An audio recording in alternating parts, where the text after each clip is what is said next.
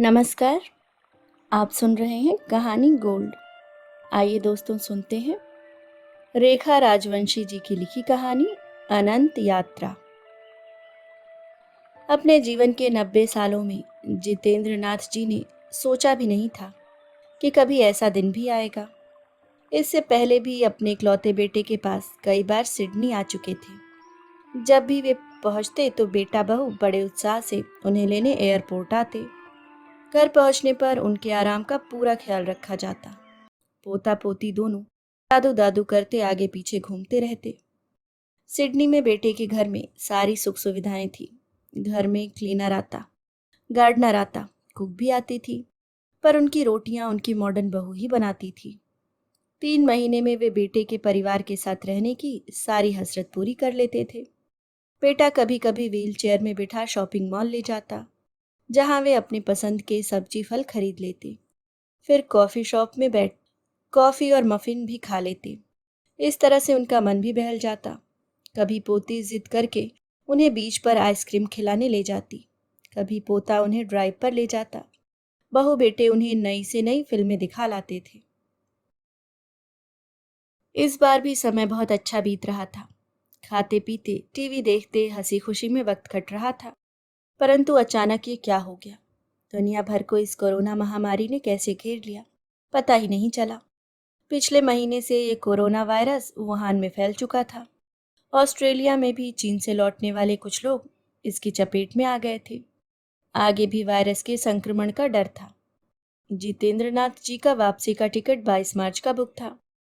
बेटे बहू ने स्थिति देखते हुए अनुरोध किया, पापा और रुक जाइए, अभी जाना ठीक नहीं रहेगा। पर जितेंद्र नाथ और अधिक रुकना नहीं चाहते थे। उन्होंने वापस जाने का मन बना लिया था। बोले, ज्यादा फिक्र की बात नहीं है, एक दिन में तो दिल्ली पहुंच ही जाऊंगा। फिर वहां सुप्रिया लेने आ ही जाएगी। डॉक्टर बेटी है, मेरा ख्याल भी रख लेगी, तुम लोग चिंता न करो। जितेंद्र नाथ चीफ इंजीनियर की पोस्ट से रिटायर होकर गाजियाबाद के एक आरामदायक घर में रह रहे थे। 2 बच्चे थे। पत्नी शीला की 7 साल पहले मृत्यु हो गई थी। बेटी डॉक्टर थी, जो गाजियाबाद में ही प्रैक्टिस करती थी। वही उनका पूरा ख्याल रखती थी। उनका वश चलता तो बेटे को ऑस्ट्रेलिया कभी ना आने देते, परंतु उसकी उन्नति में वे आड़े नहीं आना चाहते थे। सबको अपने सपने पूरे करने का अधिकार है आखिर। 22 तारीख को सुबह जब बेटा उन्हें एयरपोर्ट छोड़ने आया तो वह बहुत चिंतित था। पर जितेंद्र नाथ जी बोले, इतनी चिंता मत करो, शाम को पहुंच ही जाऊंगा। एयर इंडिया की सीधी फ्लाइट थी। बिजनेस क्लास में आराम से बैठ गए।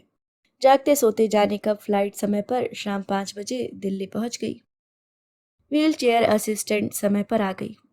पर जब वे बाहर निकली तो सारा माहौल कुछ अजीब लगा। चारों तरफ अफरा तफरी मची हुई थी। एयरपोर्ट पर बहुत भीड़ थी। इतनी सिक्योरिटी पहले कभी देखी नहीं थी।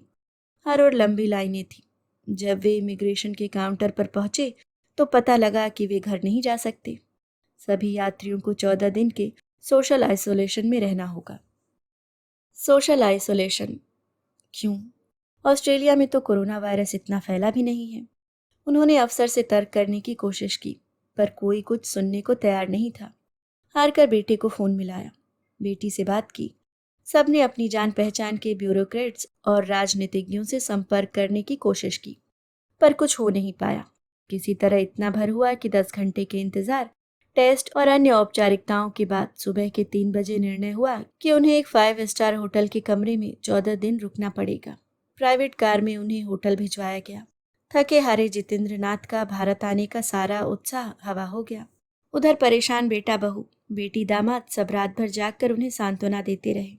पापा, कुछ हो नहीं पा रहा है, 14 दिन की ही बात है, देखते ही देखते समय निकल जाएगा, हिम्मत रखिए।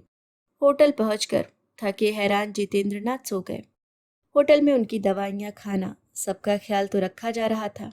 मांगने पर मदद भी उपलब्ध थी। सारा परिवार उनसे फोन पर बात करता रहता था। मनोरंजन के लिए टीवी था। भारत भर में लॉकडाउन की खबरें आ रही थी। लगता था कि विश्व में जैसे उथल पुथल मच गई थी। 3 दिन तक तो जितेंद्र नाथ ने हिम्मत से काम लिया, पर फिर वे टूटने लगे। इतना अकेलापन उन्होंने कई दिन से न देखा था, न जिया था। कभी कभी वे ठीक से सो भी न पाते, रात भर करवटें बदलते रहते। वह भीतर ही भीतर मरने लगे। 90 साल की उम्र में यह दिन भी देखना पड़ेगा, सोचा भी नहीं था। 3,500 रुपये रोज का ये सुविधापूर्ण कमरा काटने लगा। अतीत की गलियों में भटकने लगे। कभी माँ सामने आ जाती, कभी पिता, कभी दोस्त याद आने लगते, तो कभी अफसरी के वह दिन याद आ जाते जब पूरा पूरा दिन वे लोगों से घिरे रहते। कभी गोरी चिट्टी लाल बिंदी लगाए रेशमी साड़ी में सजी पत्नी शीला याद आ जाती, जो उनकी पसंद का पूरा ख्याल रखती। अगले हफ्ते तक वे अतीत में जीने लगे।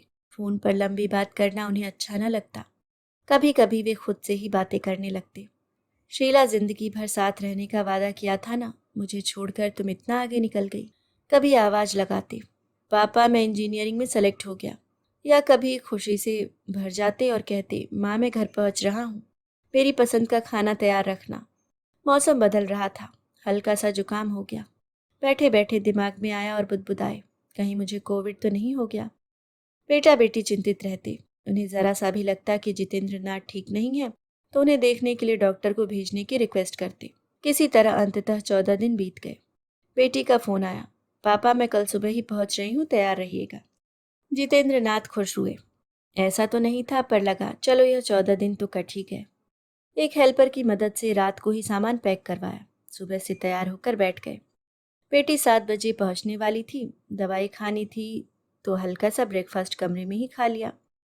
इंतजार में कुछ घंटे ऐसे ही बीत गए।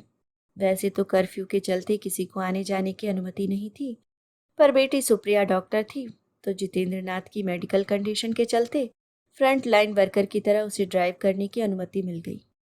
जितेंद्र नाथ जी इंतजार में बैठे बैठे हलकान होने लगे। कई बार रिसेप्शन को फोन कर लिया। बेटी को फोन करना नहीं चाहते थे, ड्राइव कर रही होगी। 3 घंटे में सुप्रिया का फोन आया, पापा 12 बजे तक निकलने की अनुमति मिली है, तो मैं करीब 2 बजे तक ही पहुंच पाऊंगी। आप चिंता न करें, प्लीज लंच खा लें। मुझे मन से जितेंद्र नाथ जी टीवी लगाकर लेट गए। आधा दिन तो यहीं निकल जाएगा, सोचकर परेशान हो गए। बेटे से भी फोन पर बात हो गई। वे समझते थे कि सभी चिंतित थे, पर नियति के आगे क्या किया जा सकता था। टीवी पर देख रहे थे कि दिल्ली में काम करने वाले हजारों मजदूर जल्द से जल्द अपने गांव वापस जाना चाहते थे। महानगरों में अनिश्चितता की स्थिति थी। नौकरी पर जा नहीं सकते थे। खाने पीने की सारी दुकानें बंद थीं। पुलिस बाहर निकलने वालों को रोकने का प्रयास कर रही थी। महामारी के बावजूद भी लोग बाहर निकलने की कोशिश कर रहे थे। कुछ लोग स्थिति की गंभीरता से वाकिफ नहीं थे, कुछ लोग आदतों से मजबूर थे। भारत में वैसे भी बहुत लोग कानून और कर्फ्यू को सीरियसली नहीं लेते। कुछ को नियम तोड़ना अच्छा लगता था या सोचते थे कि वे तो पुलिस की नज़र से किसी तरह बच ही जाएंगे। पुलिस भी क्या करती, लातों के भूत बातों से नहीं मानते, तो उन्होंने भी सख्ती दिखानी शुरू की। पुलिस वाले नियम तोड़ने वालों को मुर्गा बना रहे थे, उकड़ू चला रहे थे और कुछ डंडे भी बरसा रहे थे। पर परेशानी थी उन मजदूरों को जो अपने परिवार के पास पहुंच जाना चाहते थे, चाहे कैसे भी, चाहे कितने दिन में। बसें और वाहन चल नहीं रहे थे तो अनेक लोग पैदल ही अपने गांव की ओर चल पड़े। अगर कोरोना से मौत हो भी जाए तो कम से कम वे अपने घर वालों के साथ हों, कोई क्रियाकर्म करने वाला तो हो। पहली बार अपने ही देश में अपने ही लोगों का इतना बड़ा विस्थापन हो रहा था। नन्हे मुन्ने बच्चों को पीठ पर बांधे जाने कितनी महिलाएं और हाथ में गठरी लिए पुरुष घर पहुंचने की साथ में दिन रात चलने लगे थे। जितेंद्र नाथ समझ नहीं पा रहे थे कि एक ऐसा वक्त आ गया है। उनकी आंखों के सामने भारत और पाकिस्तान के विभाजन का दृश्य घूम गया। जब ये रावलपिंडी में रहते थे और उनके पिता दादा के साथ कपड़े का व्यवसाय चलाते थे। बड़े से घर में जितेंद्र नाथ दादा दादी माँ पिता के साथ रहते थे। बचपन से अब तक कोई परेशानी देखी न थी।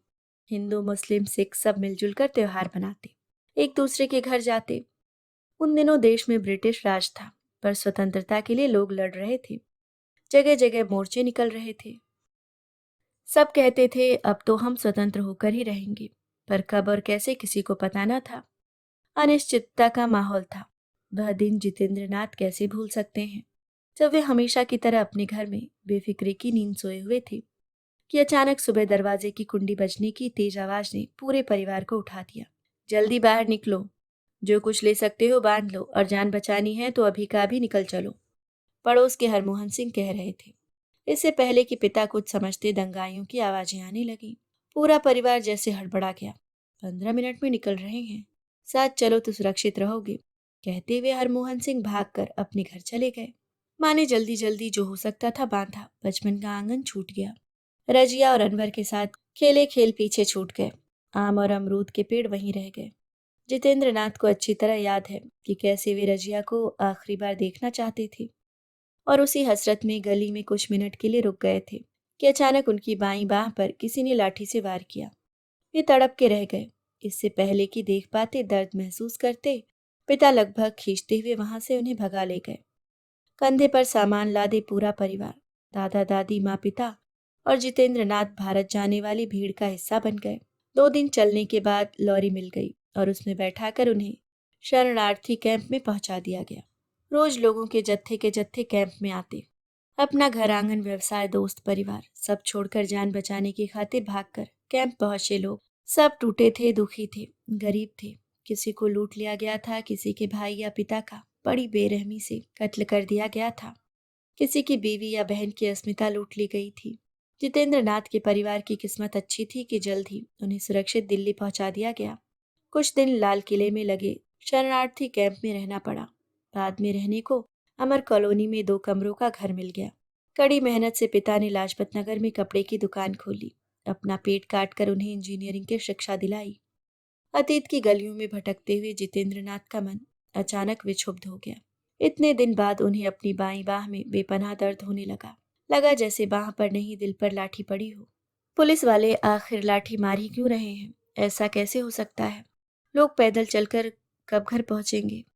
सरकार को कर्फ्यू लगाने के पहले सार्वजनिक परिवहन, ट्रेन, बस आदि का इंतजाम करना चाहिए था। जितेंद्र नाथ जी ने लगभग 1 सदी जी ली थी। वे घर, गाड़ी, बेटा, बेटी सब कुछ होते हुए भी आज अकेले थे। दोस्त तो अधिकतर धीरे धीरे भगवान को प्यारे हो चुके थे। लोग सोचते हैं अमीरों को कोई दर्द नहीं होता, पर उन्हें कौन समझाए कि अमीर भी इंसान ही होते हैं। उनका भी दिल होता है, शरीर होता है, भाव होते हैं। वे भी सुख दुख उसी तरह महसूस करते हैं जैसे गरीब लोग। अगर पैसे से सब कुछ खरीदा जा सकता तो लोग दोस्त खरीद लेते, खुशियां खरीद लेते, सेहत खरीद लेते, पर ऐसा होता नहीं है।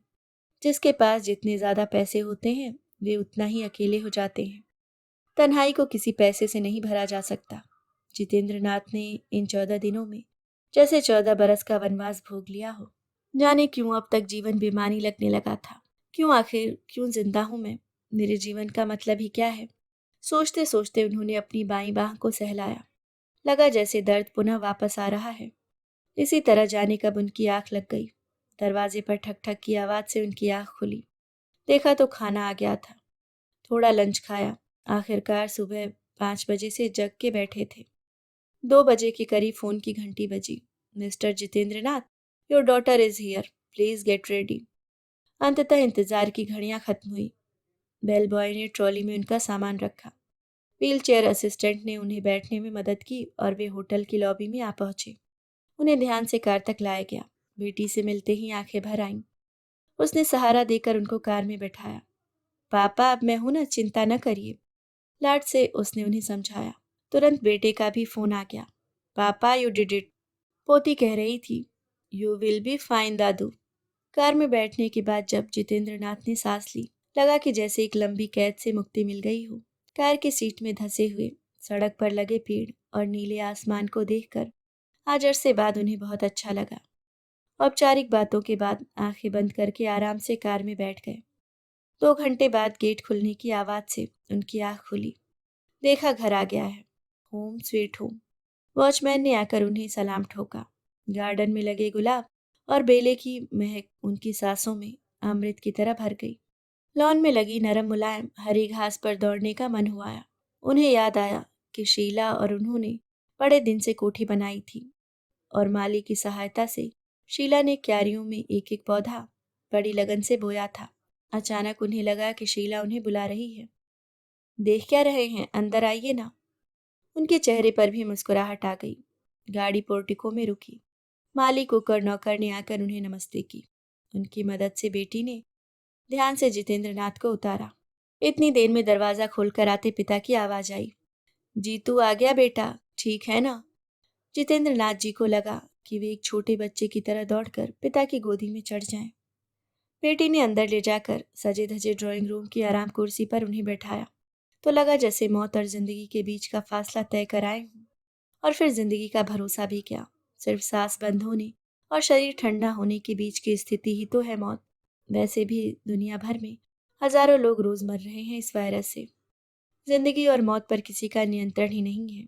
कुर्सी पर बैठे तो उनकी नजर फिर मुस्कुराती हुई शीला की फोटो पर पड़ी। उन्हें याद आया कि कभी शीला के चेहरे पर शिकन नहीं देखी।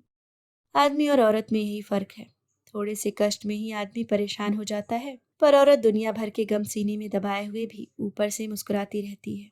तभी दूसरी तरफ दीवार पर टंगी फोटो में माँ दिखी। मुस्कुराती हुई माँ जैसे उनके पास आई। बेटा थक गया है ना, आ लेट, चल तेरा सर दबा दूं, और उनके माथे को सहलाने लगी। जितेंद्र नाथ माँ के आंचल में सर रखकर मुस्कुराने लगे और जाने कब उन्हें नींद आ गई। सुप्रिया ने पिता का सर सोफे पर एक तरफ लुढ़कते देखा तो भागी आई। पापा, डैड, आप ठीक है ना? देखिए, आपको कुछ नहीं होगा, मैं हूं ना आपके पास, सब ठीक हो जाएगा। कहते हुए उसने उनकी धड़कन टटोलने की कोशिश की, उन्हें हिलाया, सीपीआर देने की कोशिश की, पर जितेंद्र नाथ वहां कहाँ थे। जाने कब वे जिंदगी और मौत के बीच का फासला तय कर चुके थे। बेले और गुलाब की खुशबू में भीगे लॉन में लगी नरम हरी घास पर दौड़ते माँ पिता की उंगली थामे मुस्कुराते हुए जाने कब वे जिंदगी और शरीर के इस कैद से मुक्त एक अनंत यात्रा पर निकल चुके थे। अभी आप सुन रहे थे रेखा राजवंशी जी की लिखी कहानी अनंत यात्रा। दोस्तों, अगर आप चैनल पे नए हैं तो सब्सक्राइब करना ना भूलें। धन्यवाद।